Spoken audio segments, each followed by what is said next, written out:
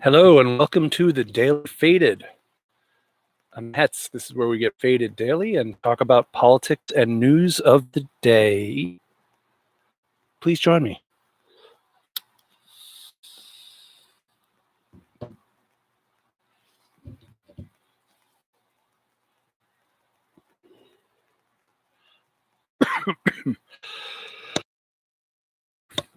Tonight I am smoking the moon drops. Ooh, sorry. I hit my computer. See, this is a low rent. Ghetto YouTube. Welcome to Left Wing Ghetto YouTube. That's going to be the new name of the channel. So I'm smoking the moon drops from Lowell Farms. This strain is spectacular. It is the best chronic relief strain I have ever smoked. So I gotta say, I love it. Welcome to June 29th, 2020. It's been a busy day in the news, and I am not going to do any headlines tonight because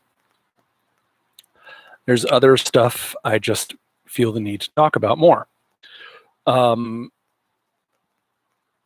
But it's all still very much on point. We're going to talk about two different New York Times op-eds, one that I liked and one that I didn't like. Anyway, before we get into all of that, let's talk about COVID-19. There are over 10.4 million cases confirmed around the world, and 508,077 confirmed deaths. Both of those numbers are much higher than that in reality. In the United States, we have over 2.6 million cases, the highest caseload of any country in the world, and 128,783 deaths at last check. In California, we have 222,985 cases, and we have had 5,976 deaths in California. And that's where I'm going to start tonight, is coronavirus in California.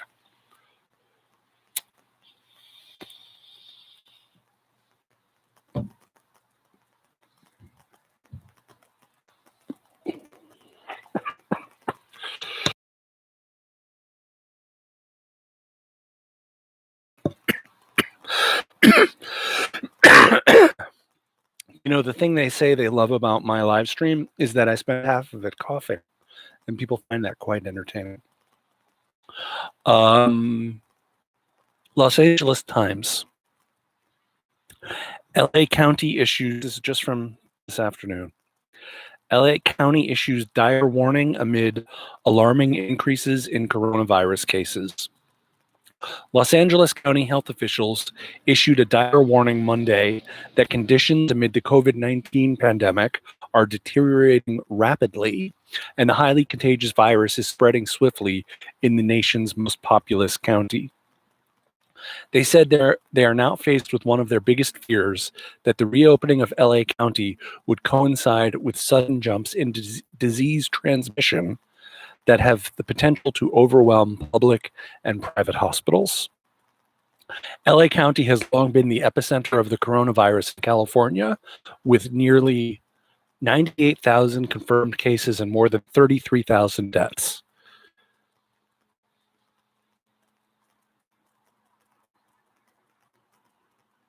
$3,300 deaths. Sorry, a little bit of weed got in the way of the truth, but we corrected it. 98,000 confirmed cases and more than 3,300 deaths. A little bit different than 33,000. I knew that was wrong.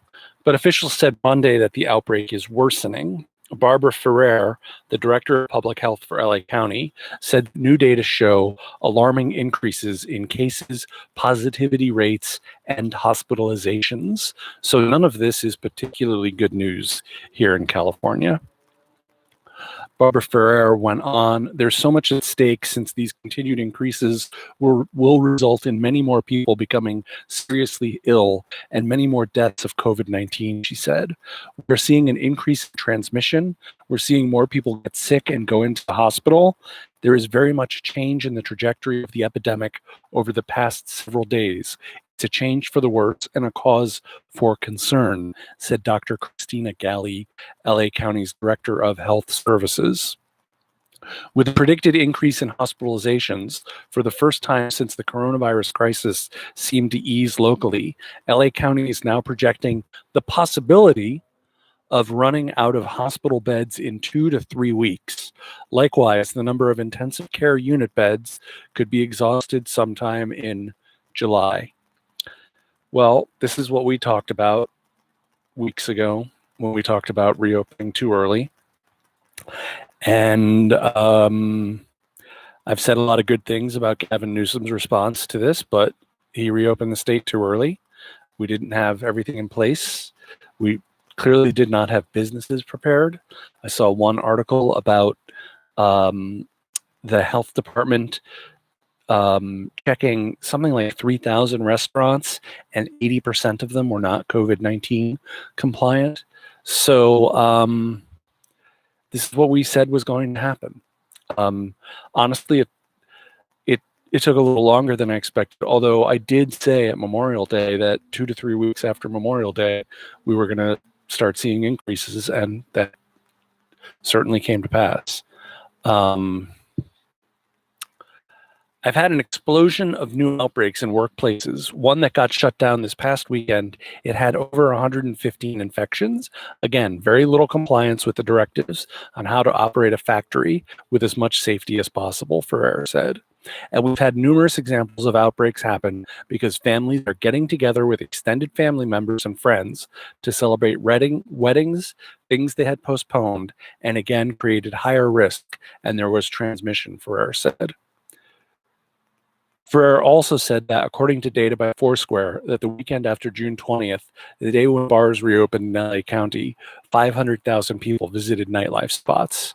And the county has observed a 40% increase in coronavirus cases among younger people between the ages of 18 and 40 in the last 2 weeks. So, look, we did a lot of things right. We do have a large stockpile of masks now, with more on the way.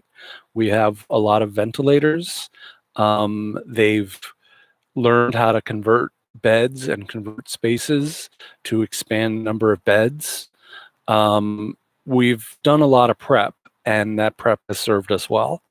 But now we're going to start having to ask ourselves some questions about, if we're not going to have another lockdown, which nobody particularly wants, myself included, but may be inevitable, or else we're going to have real enforcement of health code violations, and we're going to have to make them real health code violations to not have your business COVID-19 ready.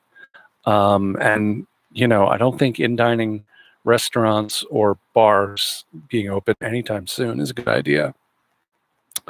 But while we're on the subject of healthcare,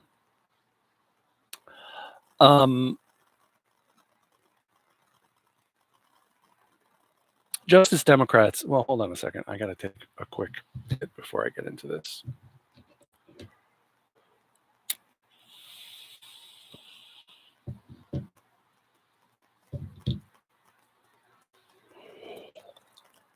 So I was looking at Twitter, and I saw a tweet by Justice Democrats, an opinion piece from the New York Times with the title, "Employer-Based Healthcare Meet Massive Unemployment." And I thought, interesting. Justice Dems retweeting New York Times. And the quote that they tweeted was, "America has created the most expensive, least effective healthcare system in the modern world, and the most vulnerable Americans have been paying for that failure with their lives since long before the coronavirus came to town." These are true words. There's a lot that's good in this piece. A lot. But there's also, I think, a lot of problems with it. So I retweeted it, and I'm going to read you my tweet thread. "I'm disappointed that Justice Dems tweeted the link to this New York Times editorial. While Janine Interlandi tells the story of how we got here very well, she picks and chooses her wording carefully to avoid the appearance of advocacy for any solution. For example, she points out the US spends more than Japan, Germany, France, China, the United Kingdom, Italy, Canada, Brazil, Spain, and Australia combined, and has worse outcomes than any of those countries. She fails to mention all of those countries have universal health care. Quote, it's a labyrinth in which consultants, billing clerks, and administrators vastly outnumber medical professionals. No mention of the fact that Medicare for All eliminates all those extra costs, while lesser reforms like the public option keep them in place. Interlandi adroitly tells the story of how employer-based healthcare came to be after World War II. She fails to mention, however, that Truman wanted a single-payer system, and it was vilified by the private healthcare industry and killed. Nor, for that matter, does she mention in her history of healthcare that JFK, LBJ, Nixon, Ford, Carter, and Clinton all supported or fought for true universal health care or single payer. An unfortunate lapse, I suppose. She doesn't mention the role big pharma plays in our healthcare crisis, except for one reference to the cost of insulin. Also absent is the point that one solution controls pharmaceutical prices by having a single negotiator for those prices, while other plans don't. Of course, she can defend herself by saying she was writing about the problem, not advocating any particular solution. However, to write about how desperate the healthcare crisis is in America without factually discussing solution shirks journalistic responsibility. She doesn't need to come out and state her opinion of which healthcare solution she supports, but she does owe a fact-based assessment of at least a few significant proposals that are out there. However, when you assess the facts, look at where the costs really come from and how to control them, when you consider the loss of life and life savings that continues under every proposal except Medicare for All, you find that Medicare for All is the obvious solution. Discussing a real solution means actually challenging power. In my humble opinion, journalists are supposed to speak truth to power, to root out corruption and name it. Does she name a single health insurance company or pharmaceutical giant? No. Does she name any CEOs or mention how their exorbitant compensation packages add to the ridiculous cost of our healthcare? No. That's a failure to speak truth to power. Interlandi has managed to avoid any context in her piece that might offend the powerful, from the CEO of Cigna to Nancy Pelosi to the vapid talking heads on cable news who oppose Medicare for All because they have financial stakes in the status quo. The editorial board of the New York Times should fight for everyday people, not protect the wealthy and powerful corporations and people who are screwing us day in and day out. They represent the very powers they're supposed to report on. I know the New York Times has published op-eds that support Medicare for All, but that doesn't mean gaslighting readers by pretending it doesn't matter much which solution empirically works and which do not is acceptable. Also, respectfully, her class analysis, such as it is, sucks. That said, mine is not very good either.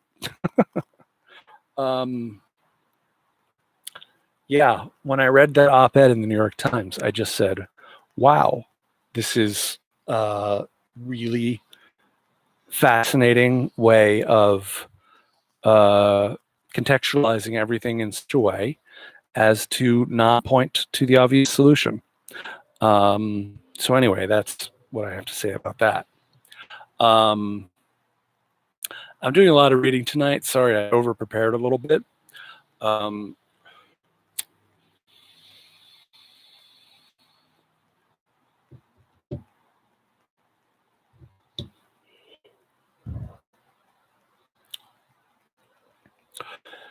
So moving on a little bit here, there was a great tweet thread by the Movement for Black Lives. Many Democrats and activists have suggested reforms as solutions to police murders against Black people. We know that reforms aren't an effective solution to eradicating police violence. Let's take a look at the effects of some of the reforms that people propose as solutions. Body cams, do they work? Will they keep people more safe? Answer, no. Equipping officers with body cams increases the police budget, and it adds to the false notion that policing makes people safe, if done right. Police officers can also turn off body cams, and when the footage is used, it's often for surveillance and isn't used in the way communities want and need. Community policing, does it keep us safe? It causes us to hire more cops to patrol neighborhoods, thus increasing the budget for policing. It also implies that violence isn't inherent to policing, but rather caused by a lack of trust from the community.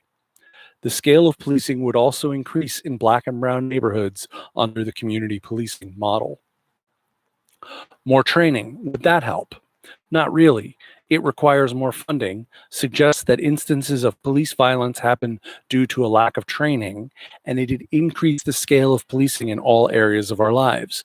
For example, training officers on how to respond to mental health crises furthers the idea that police are the solution to every kind of problem. What about civilian review boards? These either increase police funding or don't change it at all when the goal is to defund. Using oversight boards implies that cases of police violence and corruption are exceptional occurrences rather than part of the daily violence of policing. Oversight review boards suggest that policing is a reformable system with a community mandate when we know this is not the case. Some boards even become structurally invested in the existence of police, which leaves us without progress. Does prosecuting, quote, killer cops lead to real change? No. Police funding stays the same, and individualizing police violence creates a false distinction between good cops and bad cops, the latter being implied as unusual cases, which is not true. Policing is systemic violence. Also, media attention in high-profile cases, such as George Floyd's or Eric Garner's, have led to more resources and technology, and thus funding for police, like body cams. And jailing bad cops reinforces the notion that prosecution and prison serve real justice, which they do not. So, I don't have a lot to say about this thread. I mean, like, I have a lot of my own thoughts, but I agree with just about everything they're saying here. And, you know, I think it's really important to think of the abolition of policing as not a destructive act of something that works, but a creative act to replace something that doesn't work. Cops shoot more civilians in the US than in any other country in the world. They've got too much power. They arrive on the scene with a badge and a gun, and that puts them in charge. And that puts people's lives at stake. They have control over your life at that point. We also have the highest incarceration rate, 25% of the world's incarcerated people and less than 5% of the world's population. Just like the war on drugs was doomed to fail from the beginning at its stated goal, policing of this form was doomed to fail because it's the wrong way to create peace and justice in communities. Excuse me. It's predicated on the assumption that people are bad and that they need to be policed. Scratch beneath the surface of any cop, and you're going to find it's an us versus them mentality. That's a warrior mentality, and we don't need warriors occupying our streets. So the creative part is what you do simultaneously when you defund the police. You find other ways to solve problems that police are currently tasked with. Perhaps we establish a national housing corps of people trained to help the unhoused become housed. I just saw the LAist just tweeted approximately 1 in 3 times that an LAPD officer uses force, it is against an unhoused person. Where's the justice in that? You you can't afford a home. You're homeless, and you got to worry about the police kicking your ass. That's not right. You have unarmed traffic administrators who can pull you over, but they can't search your car. And if you take off on them, then they don't chase you. They just report you to a higher authority. Newsflash, high-speed car chases are not what the community wants. They are not safe. So we don't need them every time a cop gets pissed off because someone, did a rolling stop at a stop sign and didn't stop and pay fealty to the police. You creatively invest in the communities, which means housing, jobs, and healthcare, environmental cleanup and reclamation, mental health care.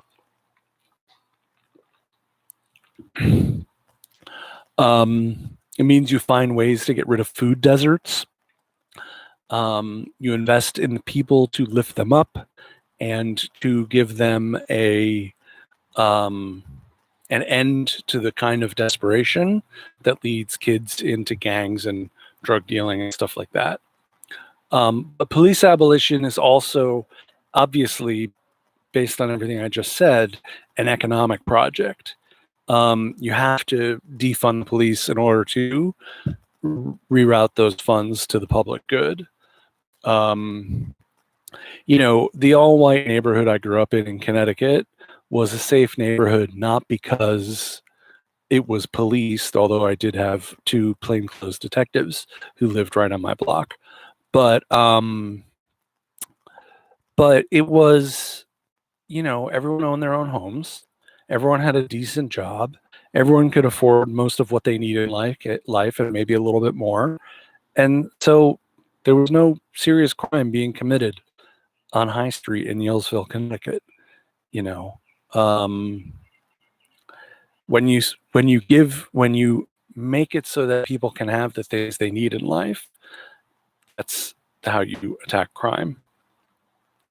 But it's really important that we say defund and abolish, because it's acknowledging that the current system is corrupt to the core and unworkable, and that we need a new system.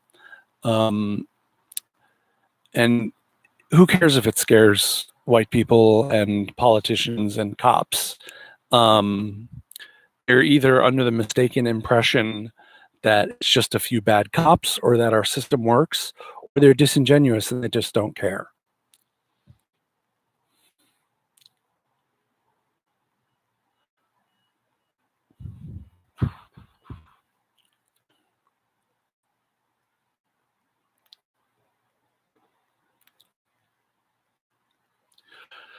Okay, y'all, I'm skipping them banning the Trump group on Reddit. Suffice to say, Reddit banned the Trump group, and they also banned the Chapo Trap House group. Now, I don't know if the Chapo Trap House group was doing things that are against the terms of service, but any kind of false equivalence, but any kind of equivalence between Chapo Trap House and the Trump subreddit is ridiculous. It's absurd. And the only reason they banned Chapo Trap House is so that it could look like, oh, we're doing it to the right and we're doing it to the left. False equivalence, my total false equivalence.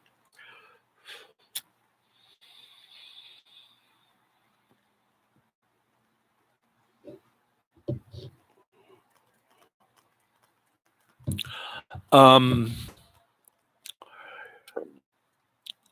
right, this last thing that I want to talk about is an op-ed by Princeton professor Keeanga-Yamada Taylor. I've been wanting to talk about this for a long time, but I kept having too much to talk about. And I actually found the article a little bit on the late side. I didn't read it right when it first came out. So it's New York Times editorial, The End of Black Politics. I'm just going to read you some of it. Black leaders regularly fail to rise to the challenges that confront young people, by Keeanga-Yamada Taylor. This was on June 13th.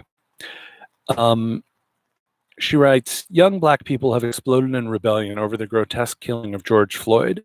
We are now witnessing the broadest protest movement in American history, and yet the response of Black elected officials has been cautious and uninspired. The Congressional Black Caucus offered a familiar list of the kind of police reforms that have failed for decades to end police violence. After protesters vandalized CNN's headquarters and set a police car on fire in Atlanta, the mayor, Keisha Bottoms, told them to go home because registering to vote is the change we need. President Barack Obama also argued in an essay that real change comes from both protest and voting. Instead, organizers on the ground have provided leadership. Women like Mary Hooks from Southerners on New Ground in Atlanta and Miski Noor and Candace Montgomery of the Black Vision Collective in Minneapolis have been at the center of articulating new demands for redistributing resources away from policing, prisons, and billionaires and back into public programs. We can also find this leadership among the ranks of Black low-wage essential workers who have challenged Amazon and other big corporations since the beginning of the pandemic. These organizers and workers are channeling the confrontational Black politics of a previous period. Because of them, we're at the end of one era of Black politics and the start of a new one. So, among young leftists, there's always a struggle between the question of whether or not we're having an effect. I think now we're starting to reach that point where you don't doubt that we are having an effect. It's starting to become obvious. But from the potential of dismantling the Minneapolis PD to the Capitol Hill Autonomous Zone, to cuts in the LAPD budget, to all of the reforms that the Democrats have laid out, which are fairly meek. The current uprising is definitely leading to changes. The House wasn't doing that policing reform bill anytime soon without these protests. But so far, most of the changes have been within the scope of what Democratic leadership and the CBC consider acceptable. So Yamada Taylor continues, or Kianga Yamada Taylor, sorry about that, continues, Black electoral success has not translated into qualitative improvements in Black life. This too erodes Black participation in the political process. If voting simply reproduces variations on the same overall condition of deprivation, then Black people are less likely to participate.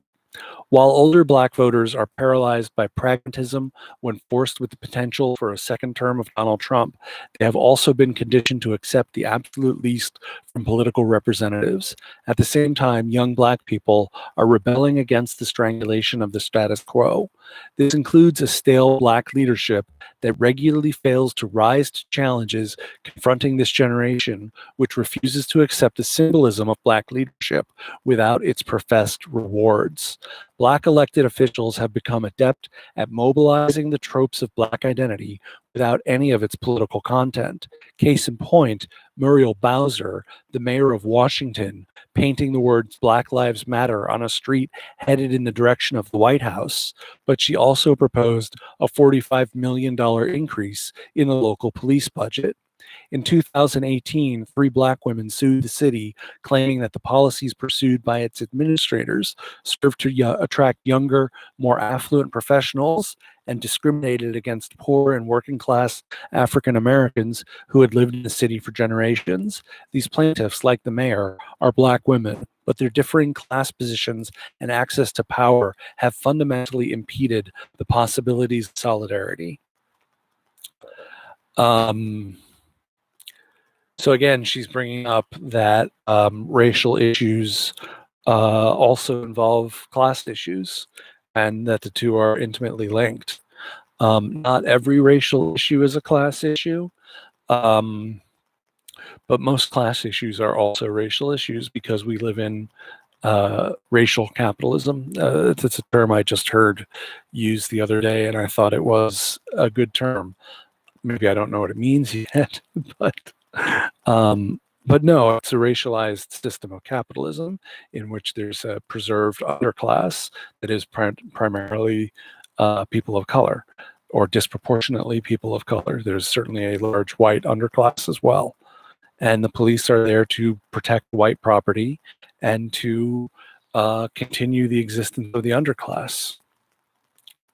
The class interests of elected Black representatives, people in positions of power, become the same class interests as people with really good jobs and really stable lives. And so they don't necessarily pursue the things, the policies that would help Black communities and communities of color. Case in point, Jim Clyburn in the current election cycle has raised $2.9 million for his reelection, which is an easy reelection because he's extremely popular. His top donors are lawyers, insurance, electric utilities, Wall Street, and public sector unions. So in fifth, there's actually a progressive cause that's donated to him. But what about all of those other industries which consistently abuse people of color's economic and legal rights? Certainly, this should be a point of concern when most of the most powerful, well-known Black congressman is taking this kind of money. And that's not to downplay his accomplishments, but it is to put him in the professional managerial class where he belongs, which is neoliberal politics at its best. I'm going to finish back with Keeanga Yamada Taylor. This doesn't mean that representation no longer matters. It does. But we can no longer assume that shared identity means a shared commitment to the strategies necessary to improve the lives of a vast majority of Black people. Class tensions among African Americans have produced new fault lines that the romance of racial solidarity simply cannot overcome. The romance of racial solidarity. That's so important. Today, there are more Black elected officials than ever before, and that has not been enough to contain the coronavirus, which has ravaged Black communities, nor has it done anything to mitigate police abuse and violence. For most African Americans, things have changed, but not nearly enough. While there's no question that the Republican Party is an altogether worse alternative, in the roundabout discussion of lesser and greater evils, rarely has the discussion turned to how African Americans get free.